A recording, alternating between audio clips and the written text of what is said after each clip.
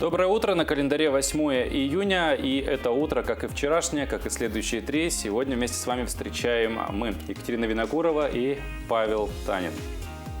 Сегодня мы узнаем, как работают социальные работники. Очень такая ответственная работа. Причем работают они, не покидают свой пост даже в свой профессиональный праздник, который сегодня и отмечают. Помимо этого узнаем, как проходит озеленение площадей и скверов в городе Якутске. Также наши обозреватели расскажут самые свежие новости. И, конечно же, вас ждут наши традиционные, полюбившиеся всем рубрики. Не обойдется наш эфир и без интересных гостей. Так мы узнаем, как отмечают свой профессиональный праздник социальные работники, а также в нашей студии ожидается первая вице-миссис России мира. Да, ну и помимо этого также гости у нас сегодня будут. Ну и что тоже также хотелось бы напомнить, это наш номер WhatsApp, на который вы можете отправить свои поздравления, свои приветы, пожелать всей республике доброго утра. Ну, кроме нас, кто-то тоже это может сделать, и это хорошо. Номер нашего WhatsApp 8 914 273 4488. Ну и также не забывайте подписываться, ставить лайки, комментировать посты в нашем инстаграме «Утро Якутии». Ну а традиционно мы начинаем наш эфир с погоды. Итак, сегодня в центральных районах в 6 часов утра температура воздуха составила 6-11 градусов тепла, в заречной группе до 9-13, в южных 7,9, в Вилюйской группе 9-11, в Нижнеленских 7-8 градусов тепла, в западных от 6 до 10. В Колымайдигирской группе 2 градуса тепла, местами до 13, в Янских 7 и 10, на северо-западе 2 и 4. На 6 часов утра температура воздуха в городе Якутске составила 11 градусов тепла, атмосферное давление 750 миллиметров ртутного столба, ветер юго-восточный 1 метр в секунду. Сегодня днем в столице преимущественно без осадков, ветер юго-восточный до 5-10 метров в секунду. Температура воздуха днем составит 24-26 градусов тепла. Ну, а наш новостной обозреватель Сергей Михедов уже готов рассказать нам и ознакомить со свежими новостями. Передаем ему слово.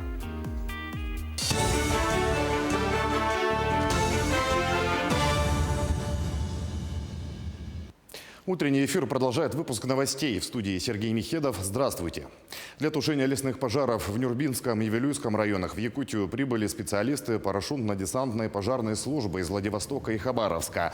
Так, борт из столицы Приморья приземлился в аэропорту Мирного. Он доставил 120 человек. Они будут работать в Нюрбинском районе. В аэропорт Якутска прибыли 60 хабаровских специалистов, которые будут участвовать в борьбе с лесными пожарами в Верхневилюйском и Сунтарском районах. Помимо наземных сил, тушением пожаров в лесах занимается и авиация. Всего 20 бортов, в том числе самолет-амфибия. Сейчас нас прибыло 49, еще должны прибыть 6 человек. Все, обмундирование, все имеется, технические средства имеются, готовы к работе. Предварительно где-то дней 20-25. Тушение лесных пожаров, помощь. В столичном районе ДСК заложили первую сваю нового будущего микрорайона «Звездный». Участие в мероприятии приняли члены правительства, а также представители застройщика Республиканского ипотечного агентства. Уже в следующем году будут построены первые 7 домов, а в будущем по плану появится 66 многоквартирных домов. По проекту «Звездный» это не только современное малоэтажное строительство, жилой комплекс будет отвечать всем требованиям формирования комфортной городской среды. Это детские сады, школы, поликлиники, пожарное депо, а также общественные пространства. Предполагается, что Республиканское ипотечное агентство уже в следующем году заселит в первые дома новых жильцов, получивших квартиры по программе переселения из ветхого и аварийного жилья. То есть это будет просто очень высокого уровня такой конгломерат, где можно будет фактически находиться постоянно и отдыхать, и даже работать. То есть мы здесь определенную инфраструктуру, конечно, социальную создаем, безусловно, но при этом я думаю, что здесь будут и какие-то в будущем размещаться помещения, где люди могут работать и реализовываться. Правительство России прорабатывает возможность поддержки программы обеспечения молоком детей в школах за счет федеральных средств. Об этом сообщила вице-премьер Виктория Абрамченко. Она отметила, что такая программа действует в более чем 10 регионах. Молоко дают школьникам в качестве дополнительного питания. Это положительно влияет на растущий организм. А, например, в Китае подобная программа действует на государственном уровне. Потребуется около 20 миллиардов рублей, если брать только начальную школу с 1 по 4 класс, рассказала Виктория Абрамченко. Морфологическая диагностика в онкологии. Научно-практическую школу под таким названием запустили в Якутске. Врачи онкодиспансера совместно с российскими коллегами будут обмениваться опытом по раннему диагностированию раковых клеток, микроскопическому исследованию опухолей и по проблемам цитологии. Проводят исследования по предопухолевым поражениям, выявляют метастазы и рецидивы. В год лаборанты совершают более 20 тысяч исследований. К сожалению, и в Республике Саха, и в нашей стране в целом доля запущенных раков может достигать до 50%. И поэтому, несомненно, наиболее актуально это своевременное выявление ранних предопухолевых процессов. Сегодня мы разбираем в основном это выявление предопухолевых процессов патологии женской половой сферы.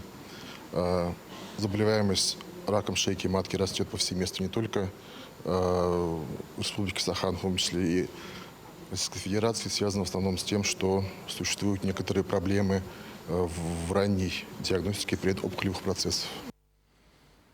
Центры ГТО в 5 районах республики планируют обеспечить спортивным оборудованием в рамках Года здоровья. Установят уличные тренажеры, баскетбольные кольца, мини-стенки для скалолазания, станки для пресса и отжимания.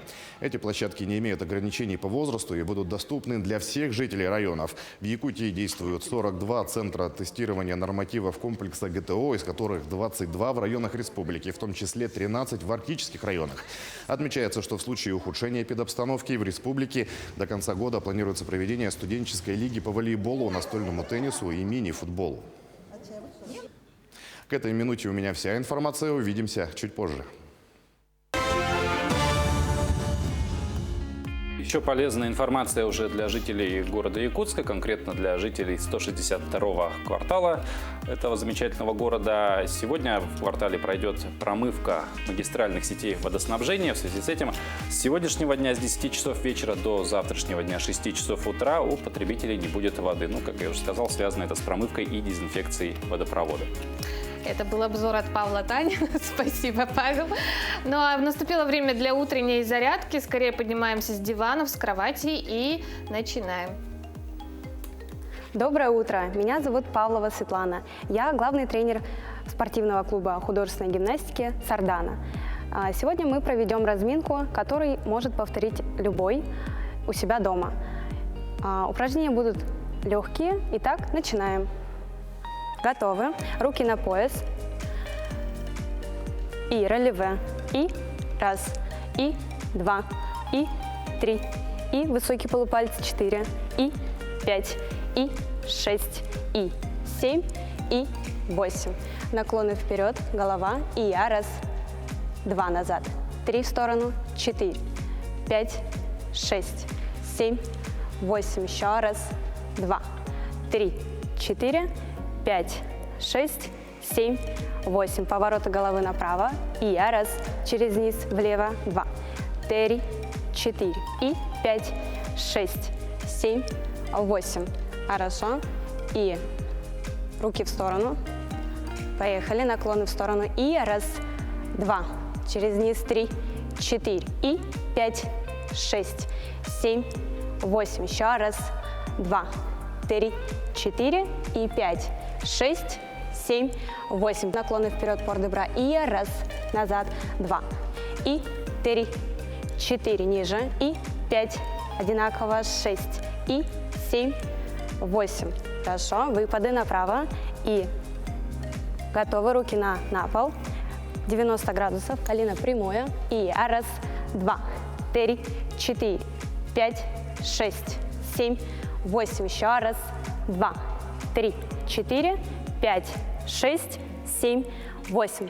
Повернулись налево и готовы. Раз, 2, 3, 4, 5, 6, 7, 8. Еще раз, 2, 3, 4. Колени Милана, 5, 6, 7, 8. Хорошо. Садимся на пол. Раз. Вытянули ноги, 2. И на 45 ножки подняли. И раз, 2, 3, 4, 5. Колени, 6, 7, 8. Еще раз, 2, 3, 4, 5, 6, 7, 8. Держим на 45. Раз, 2. Колени, 3. Выворотные ноги, 4, 5, 6, 7. Побежали, 8. Раз, 2, 3, 4, 5, 6, 7, 8. Ножницы. И раз, 2, 3, 4, 5, 6, 7, 8. Сели. Правая ножка наверх. И раз, 2. Вытянули. 3, 4. Наклон. 5, 6, 7. Саша, 8. Раз, 2, 3, 4 и 5, 6, 7, 8. Хорошо, встаем. Сделали вдох, выдох. Наша разминка закончена. Будьте здоровы, занимайтесь спортом. Хорошего дня!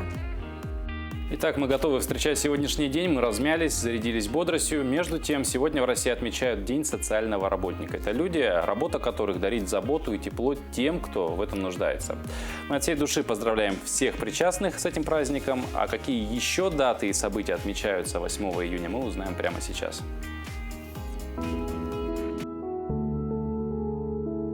8 июня – Всемирный день океанов, один из праздников ООН. Также сегодня День социального работника в России, День Республики Карелия и Всемирный день петербургских котов и кошек. По народному календарю, если комаров 8 июня много, то последние дни июня будут теплые, но дождливые. 8 июня 1869 года американец Айвс МакГафни запатентовал первый в мире пылесос. 8 июня 1909 года выпущен первый серийный автомобиль российского производства – двухместный Руссо Балт. 8 июня 1946 года основана Международная организация журналистов. Ее членами тогда стала 21 страна антигитлеровской коалиции. 8 июня 1948 года в южной части Урала запущен советский реактор для производства оружейного плутония. 8 июня 1625 года родился Джованни Кассини, итальянский и французский астроном. В этот день в 1810 году родился Роберт Шуман, немецкий композитор, пианист, педагог и музыкальный критик. 8 июня 1837 года родился Иван Крамской, русский живописец и художественный критик. В 1920 году в этот день появился на свет Иван Кожедуб, советский военный летчик и военный деятель, маршал авиации. 8 июня 1951 года родилась Бонни Тайлер, британская рок-певица.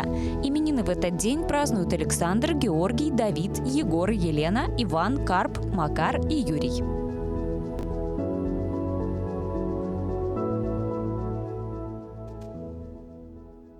Что ж, а мы поздравляем всех именинников этого дня. Также поздравляем с профессиональным праздником еще раз социальных работников. Они действительно люди большой души и огромного сердца. И об одном таком человеке, Галине Голощаповой, расскажут наши коллеги из Алдана. Причем, вот забегая вперед, праздничные выходные дни для Галины Голощаповой, это, в принципе, разницы особо не имеют, потому что даже свой профессиональный праздник она встречает в кругу своих пациентов. Сегодня Галина Голощапова собралась посетить двух своих пациенток. К Кларе Афанасьевне Граниной она пришла рано утром. Первым делом Галина Геннадьевна, или Галочка, как ее называют пациенты, справилась у хозяйки о самочувствии, измерила давление и пульс. Галина Геннадьевна работает в отделении помощи на дому более четверти века. Сейчас в ее группе 12 пациентов. Отличный человек, трудяга. Вот. Я хотела бы даже, чтобы отблагодарили ее по работе, за ее отношение к нам, к таким вот людям. Вот. Она все делает беспрекословно. Даже не надо говорить, и говорить не надо, что это надо сделать. Она сделает все это сама. Работы здесь сегодня немного. Уборка и стирка были в прошлый раз, а вот цветы полить не мешает. Дома у Клары Афанасьевны настоящая оранжерея. Помимо декоративных растений, женщина выращивает комнатные помидоры. Соцработник ухаживает за Кларой Афанасьевной 7-й год. Их отношения давно перестали быть чисто служебно-деловыми.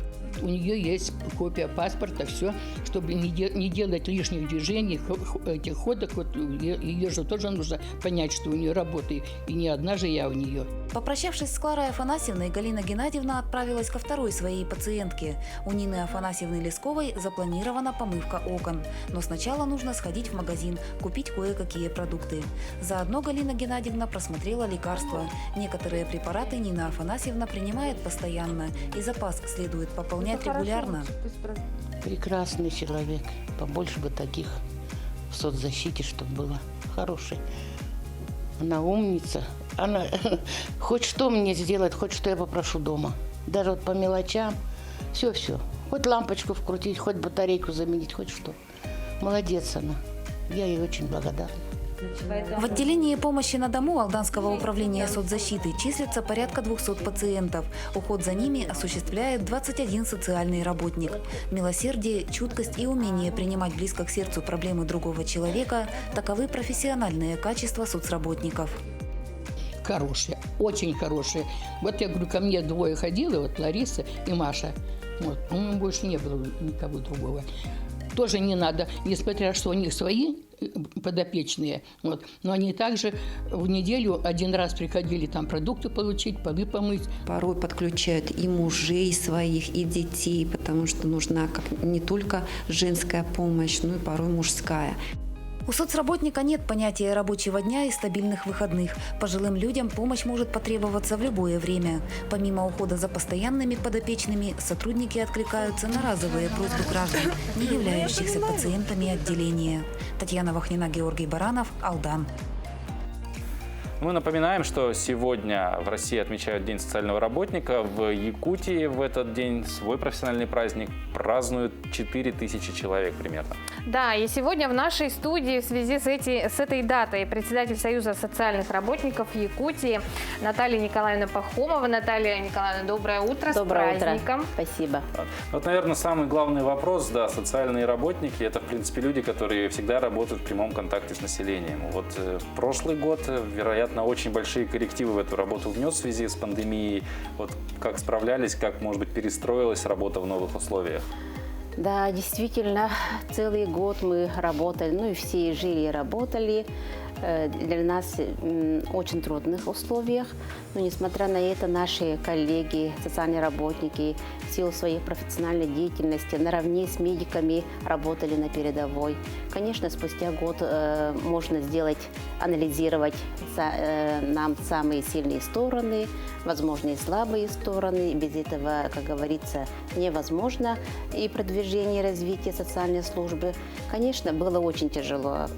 Во-первых, мы сразу перешли на дистанционную поддержку, но ухаживание и оказание социальных помощи, услуг мы ни в коем случае не могли. Мы ходили, конечно, к нашим получателям социальных услуг, конечно, были трудности. Но я сегодня с ответственностью заявляю, что мы ощущали, что мы все были вместе и ощущали огромную поддержку со стороны правительства, государства, за что, конечно, им искренняя наша благодарность от армии социальных работников.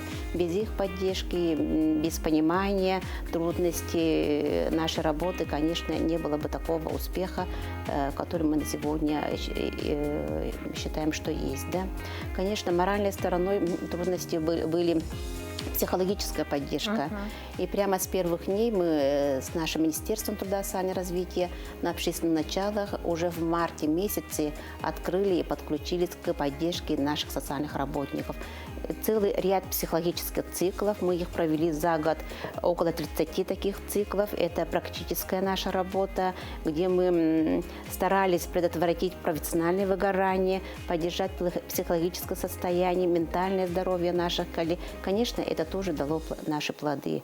Каждый четверг в 18:00 после рабочего дня мы все собирались на площадке Zoom и поддерживали друг друга. Ну, самоизоляция сказалась и особенно на пожилых людях, да? Огромную работу провела школа третьего возраста. Расскажите. Да, школа третьего возраста на сегодня самый такой эффективный инструмент работы в социальной поддержке в нашей республике. Несомненно, это очень положительный опыт нашей республики. Он будет распространяться по всей Российской Федерации. 10 лет будет в нашей школе, то есть мы были уже готовы, как говорится, поддержать наших пожилых граждан уже онлайн, на расстоянии. Тоже с марта месяца школа третьего возраста полностью взяла на себя ответственность. Полностью они перешли все онлайн-занятия на Zoom-площадку.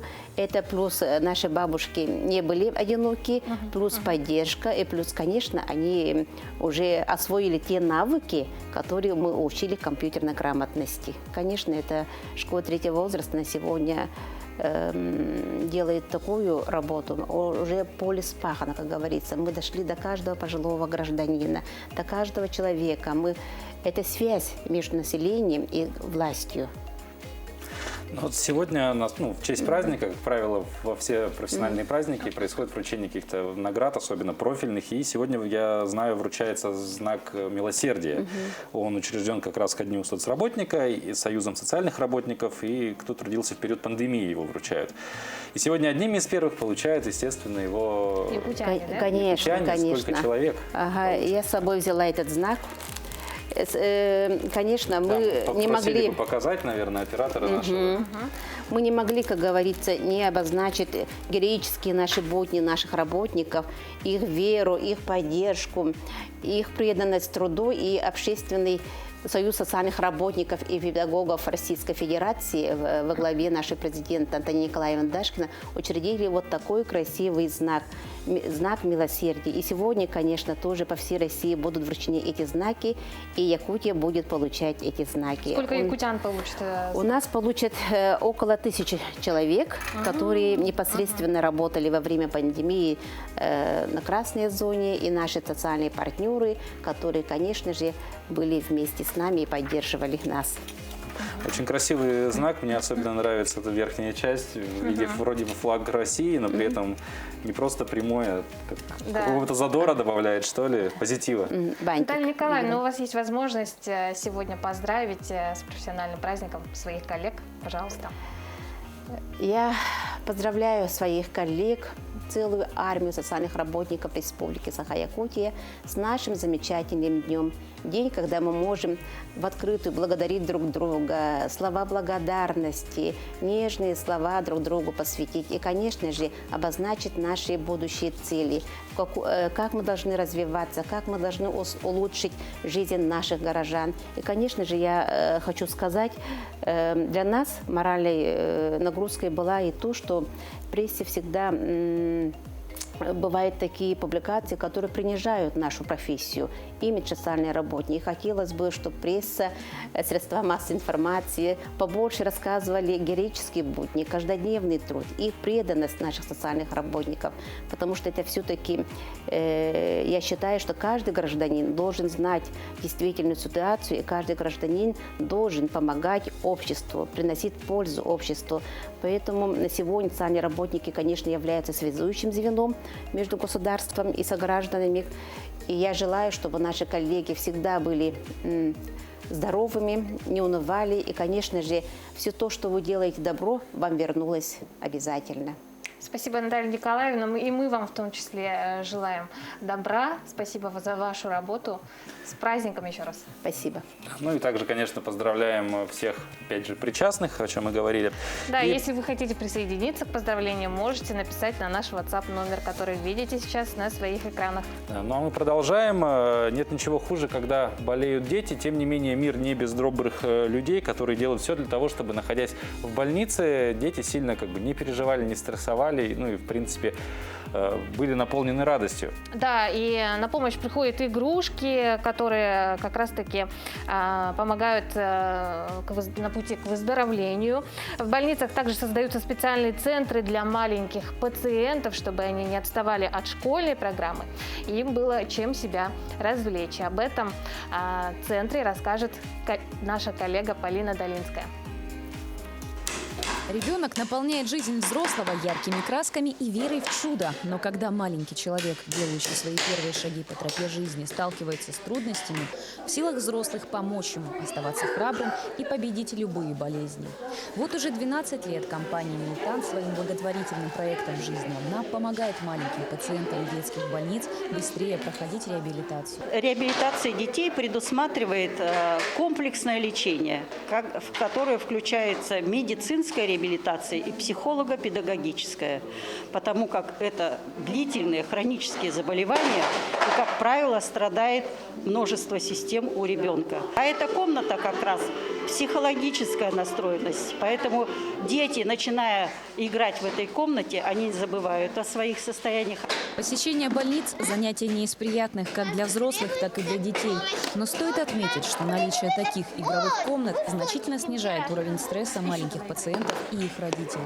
Ребенок он устает тоже, капризничает, бывает там, да, ему вот сюда заходим, он видит игрушки, играет, ему это нравится, и как раз мы тут проводим время, да, и подходит время уже к тому, что уже пора идти на занятия, там, да, как бы и все, и как бы очень удобно вообще, он играет, ему нравится.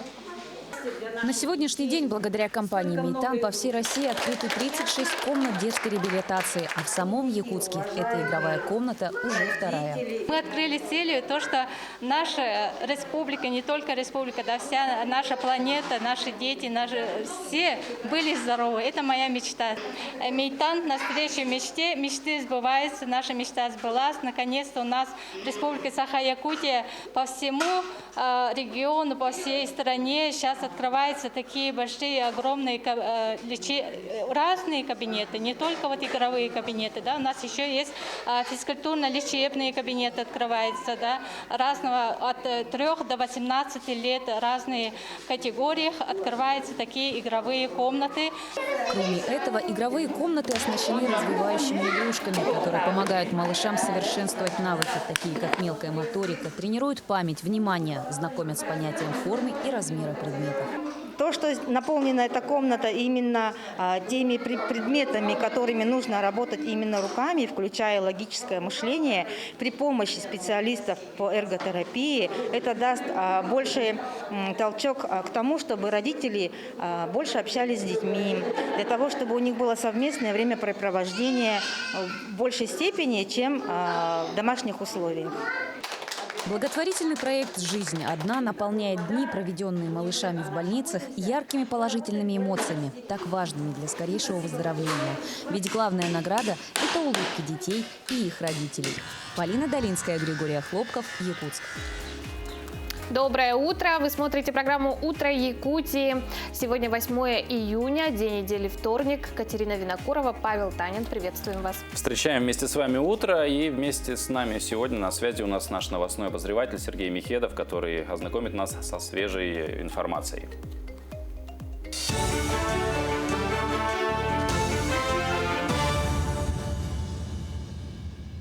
Якутия, доброе утро. Продолжим наш эфир выпуском новостей. В Минтруда региона пояснили, кто будет получать соцкарту и какие льготы будут по ней доступны. На первом этапе проекта планируется внедрение отдельных приложений единого цифрового сервиса жителей Якутии, таких как идентификационное приложение, транспортное приложение, социальный дисконт, дающий право на скидки и кэшбэки. В настоящее время в ведомстве заняты подготовкой технической и нормативной баз. Приложения на первом этапе в этом и следующем годах будут доступны для отдельных категорий населения. Это ветераны, многодетные семьи, люди с инвалидностью. На втором этапе с 23 по 25 годы планируется расширение сервисов, а также категории пользователей единого цифрового сервиса жителей Якутии. Приемная кампания ВСВФУ в этом году будет проходить в дистанционном формате и начнется 20 июня. Главный вуз региона выделит более 4000 бюджетных мест. Документы для поступления в университет принимаются в дистанционном формате. Есть несколько способов: через личный кабинет абитуриента на сайте вуза, через портал госуслуг, через Почту России и сервис «Поступи в вуз онлайн». Так, в этом вопросе кампания будет похожа на прошлогоднюю. По популярными направлениями у бюджетников остались IT-сфера, медицина, экономика и юриспруденция. В этом году у нас, согласно порядку приема, каждый абитуриент, который желает поступить на программу бакалавриата и специалитета, имеет право подать не более чем 5 вузов по Российской Федерации. И в каждом из вузов имеется определенное количество направлений подготовки и то есть и программ. Ну, получается, в нашем вузе, у нас в головном вузе будет предоставлена возможность подачи заявления не более чем по 5 образовательным программам. И в каждом филиале не более чем по 3 образовательным программам. То есть у абитуриента будет достаточное количество выбора. А студентам СВФО, проживающим в общежитиях, передали наборы с витаминами и средствами индивидуальной защиты в рамках акции «Витаминизация». В набор входят витаминный комплекс, сироп шиповника, гематоген, аскорбиновая кислота в драже, СИЗ и антисептик. Мероприятие организовано в поддержку здоровья студентов во время сложной эпидобстановки. Всего комплекта получили 130 студентов. Акция проводится в университете с прошлого года. За это время студентам вручили 300 витаминных комплектов. Дни Якутии стартовали в Татарстане. В рамках мероприятия до 11 июня планируется подписание ряда соглашений. Также пройдет презентация инвестиционного, инновационного и туристского потенциалов республики. Демонстрация и реализация продукции товаропроизводителей бренда «Сделано в Якутии», развитие деловых и научных связей. В Казанском федеральном университете прошел круглый стол, посвященный перспективным направлениям взаимодействия республик в области биофармации, материаловедения, недропользования, развития языков и культуры народов России.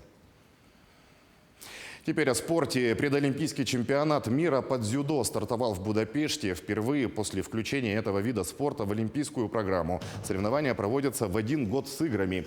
Якутянка Нергуяна Никифорова выступит в весе до 78 килограммов. Чемпионат мира входит в число этапов отбора к Олимпийским играм и является крупнейшим и наиболее рейтинговым из турниров, проводимых под эгидой Международной федерации дзюдо.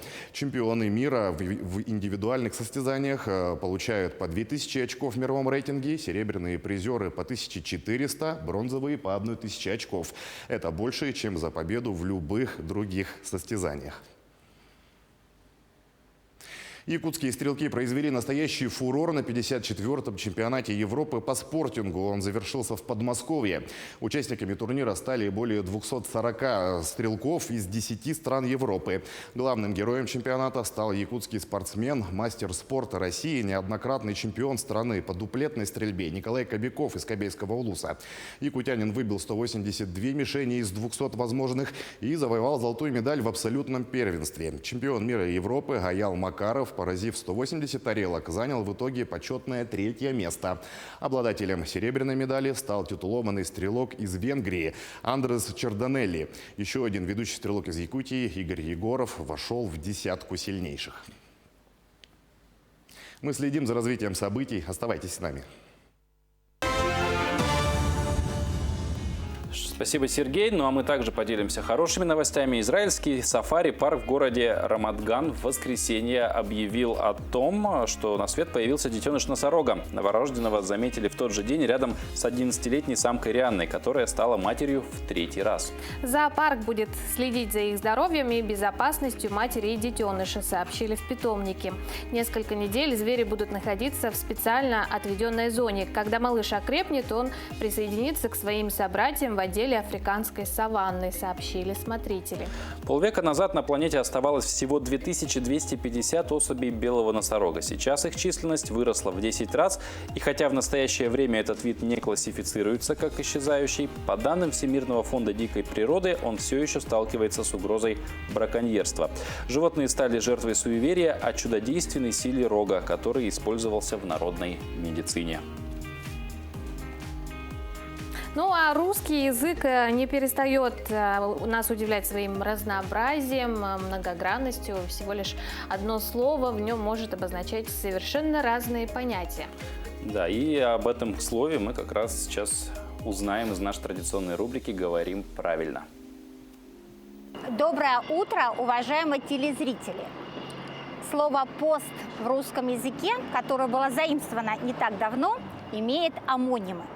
Во-первых, слово «пост» обозначает специально оборудованное место. Ну, например, мы с вами говорим «пост ГИБДД» или «пост медицинской сестры». В этом значении слово «пост» было заимствовано из французского языка. А еще это слово обозначает воздержание от скоромной пищи. Недавно у нас с вами закончился Великий пост. В этом значении слово «пост» является исконно русским и общеславянским по происхождению. А еще в разговорной речи и в просторечии слово «пост» обозначает должность. Ну, например, занимать высокий пост. В настоящее время, сейчас, мы наблюдаем, как возникает еще одно значение слова «амоним» к слову «пост». Слово «пост» обозначает интернет-публикация. В таком значении оно было заимствовано из английского языка, где глагол «to post» обозначает «публиковать», «размещать». А еще слово «пост», вот в этом значении интернет-публикация, уже, можно сказать, обрастает словами однокоренными. Например, всем хорошо нам известно слово «репост», «репостинг», «постинг», а еще есть и автопостинг. Так что будем наблюдать, как это слово «пост» в этом значении приживается в русском языке. Давайте говорить правильно. Всего доброго!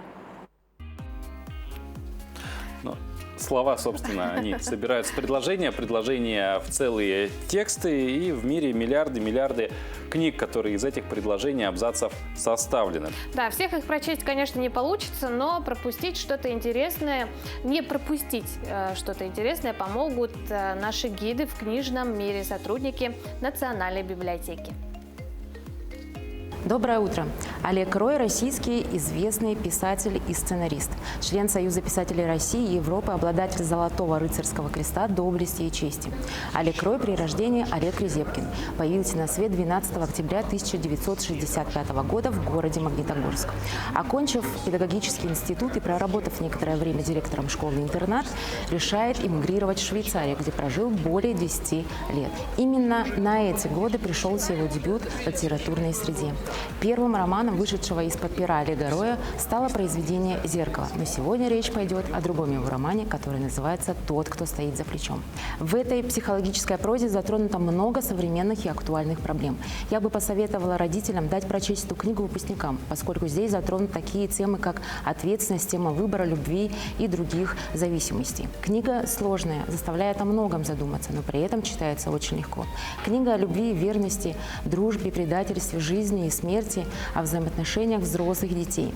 Это история простой семьи, история о том, как легко может измениться жизнь человека в один миг. Главный герой романа Николай спивается и уходит из семьи. И все заботы о дальнейшей жизни ложатся на плечи его сынишки Сашки Сазонова и Ольги, матери-подростка. Главная героиня романа Ольга переживает боль потери мужа, который ушел из семьи. Казалось бы, нет такой силы, которая смогла бы помочь превозмочь это чувство. Однако все силы заложены в самом человеке, в его мечтах и преданной любви к своим близким. Роман многоплановый о подростках, их поисках себя, своего места в жизни и первой любви. О том, как легко потерять это хрупкое чувство, встав на путь обогащения. Безусловно, красота играет важную роль в жизни человека, но ничто не сможет заменить доброго сердца, искренности и умения переживать. Красавица Лилька, первая Сашкина любовь, отказывается от него ради престижа. Именно этот шаг отзовется в будущем ей большим горем. Но, увы, девочке уже никто не сможет помочь. Многое предстоит переосмыслить и самому Сашке Сазонову, пока он не нащупает верные пути решения проблем. Шаг за шагом, виток за витком идет наш читатель вместе с автором к пониманию того, что наше настоящее и есть основа нашего с вами будущего, создает его по крупицам, как мозаику. Какое же будущее ждет наших с вами героев, вы узнаете, прочитав эту замечательную книгу. Книга хороша для прочтения как для старшего поколения, так и для подростков. Приятного чтения! Продолжаем. В очередной раз в Москве выбирали обладательницу замечательной короны «Миссис Россия мира» 2021 года. В этом году нашу республику на конкурсе представляли победительницы регионального тура «Миссис Алдан Якутия».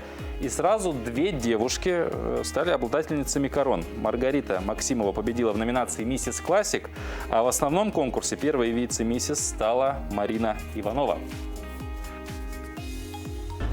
Я буквально чувствую, как бьются эти сердца.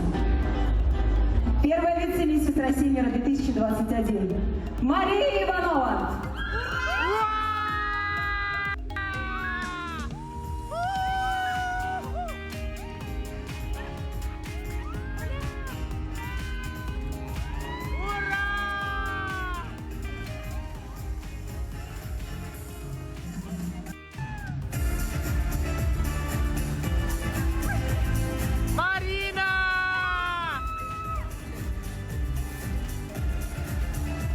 Уже две красотки! Мы всех порвали!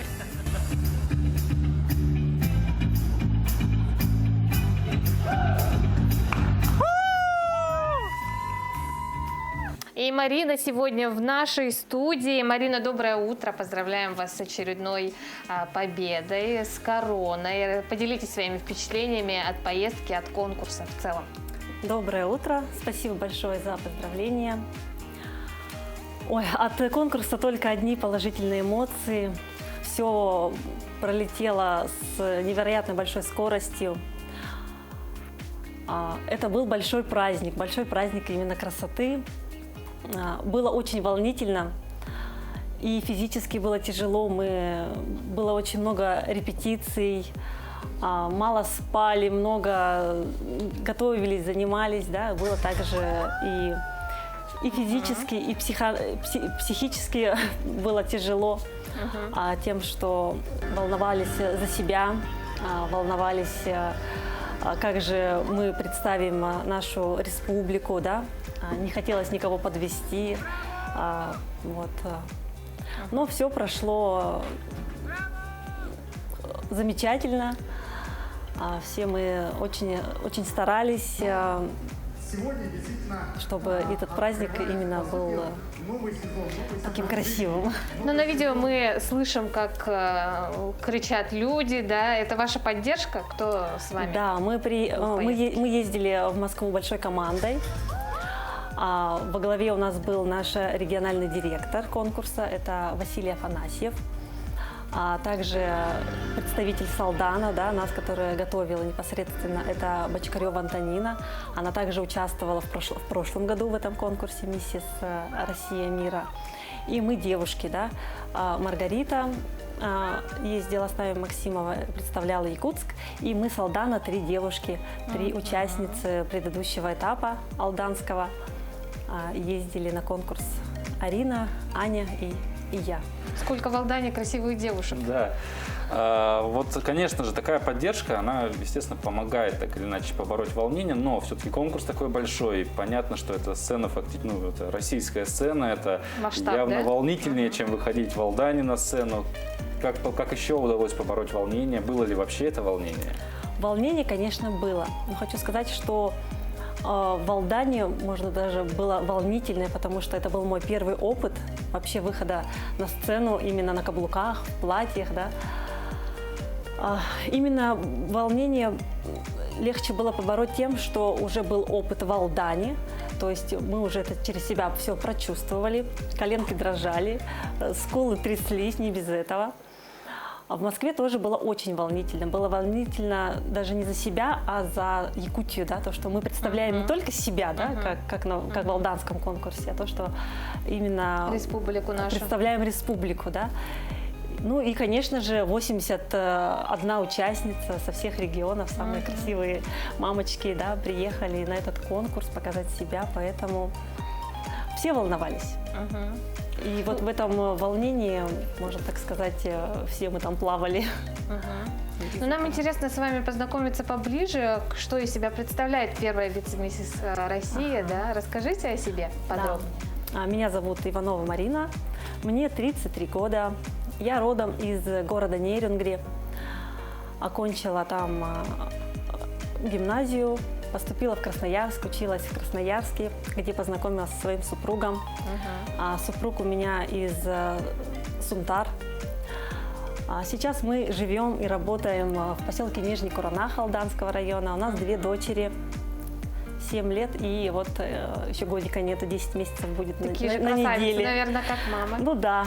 Скорее всего, даже ради них, да, я пошла на конкурс, чтобы потом, когда вырастут, рассказывать, что вот девочки, давайте, будем все красивыми. А чем занимаетесь? Да, я работаю на золотодобывающем предприятии «Полюс Алдан», заведующей санитарно-экологической лабораторией. Да, серьезно. Хотела бы также сказать спасибо «Полюсу Алдану» за поддержку. Они мне помогали собираться на конкурс. А кто был первый человек, который вас поздравил после, собственно, получения титула? Самая первая поздравила меня Соловьева Анна, наша участница. Мы еще стояли на сцене, нас все фотографировали, она подошла сзади, такая, поворачиваюсь, и там уже первые поздравления. А потом, когда зашли за сцену, за кулисы, в гримерке, мой телефон уже разрывался, потому что в Якутске было уже раннее утро, 7 утра. Очень многие смотрели прямой эфир, который был в Инстаграме. Очень многие поддерживали, болели, и не спали, поэтому телефон уже разрывался. А что будет следующим шагом? Вы уже готовитесь к «Миссис Мира». Да, следующим шагом нас организаторы конкурса приглашают принять участие на мировом подиуме, можно так сказать, да? Вот. Готовимся пока морально, физически. Да. А уже известно, где он пройдет? Там будет несколько этапов. «Миссис Мира» пройдет, по-моему, в Шри-Ланке в этом году.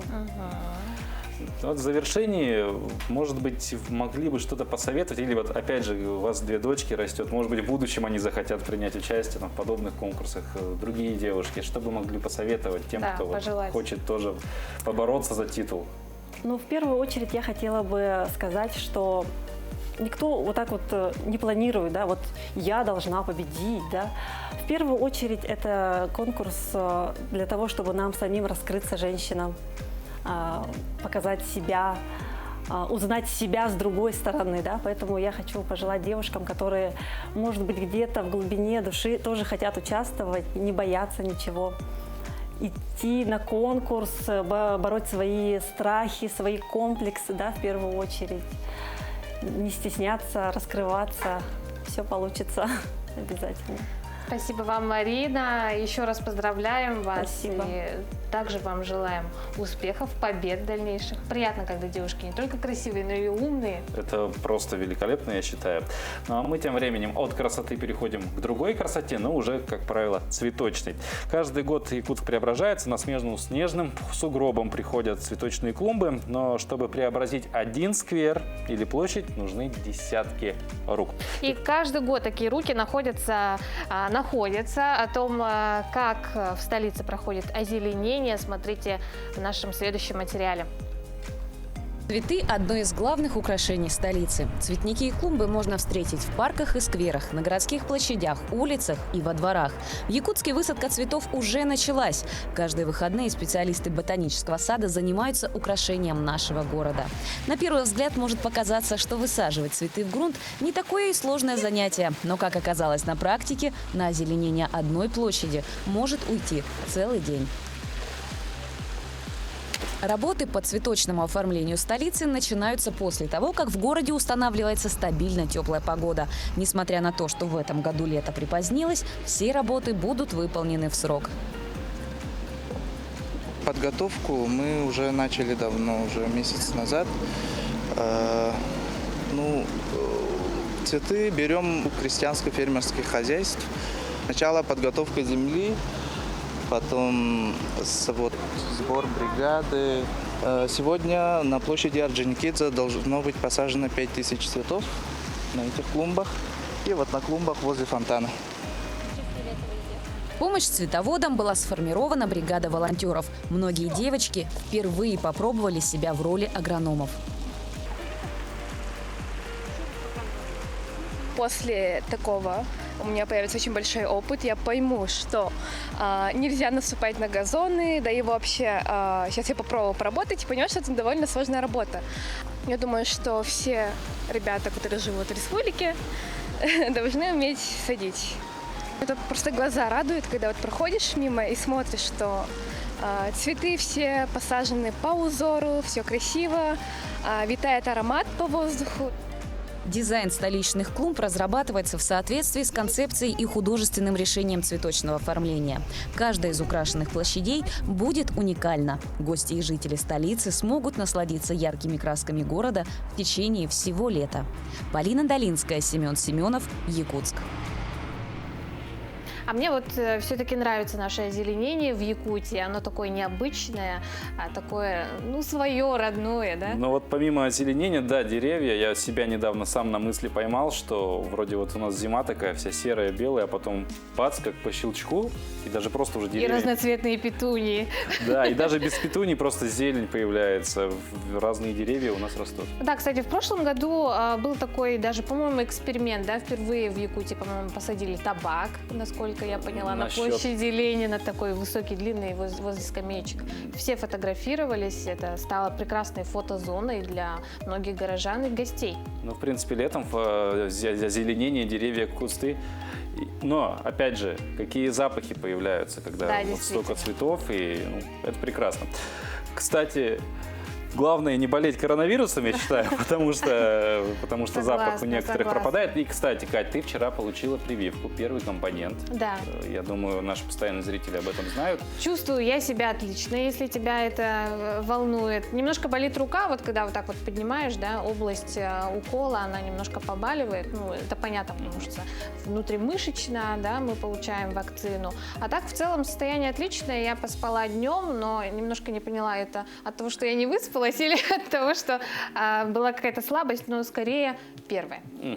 Ну, в целом, вот еще один живой пример того, что вакцину ставить, в принципе, может быть, ну, без последствий для вас эта история пройти. Тем не менее, тем временем, точнее, первый после отмены коронавирусных ограничений круизный лайнер вышел из Венеции в минувшие выходные. Судно «Оркестр» с несколькими сотнями пассажиров на борту отправилось в Грецию и Хорватию. Для туристической индустрии это знаменует возвращение к нормальной работе. Но несколько сотен местных жителей вышли в тот же день на акцию протеста, как на берегу, так и в море. Венецианцам давно не нравится, что океанские корабли проходят через их историческую лагуну, создавая огромные волны. Они размывают фундамент зданий в городе, внесенном в список всемирного наследия ЮНЕСКО. В марте правительство Италии заявило, что причал для лайнеров перенесут в промышленный порт Венеции, но там пока нет необходимой инфраструктуры. При этом запретить судам заходить в город означает лишиться туристов и дополнительных средств, которых и без того не хватает из-за пандемии. В нашем эфире мы неоднократно рассказывали про танцевальном коллективе из Уст-НР, «Золотинка» он называется, но фантазия и энергия этого коллектива, вероятно, вообще неиссякаемая и неугасаемая.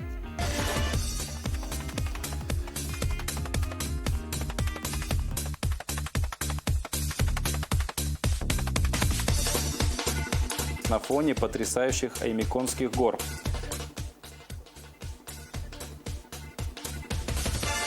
Недавно в сети появился ролик, в котором девушки в грузинских костюмах танцуют прекрасный танец на фоне потрясающих Аймиконских гор. Видео вызвало множество положительных отзывов от пользователей сетей.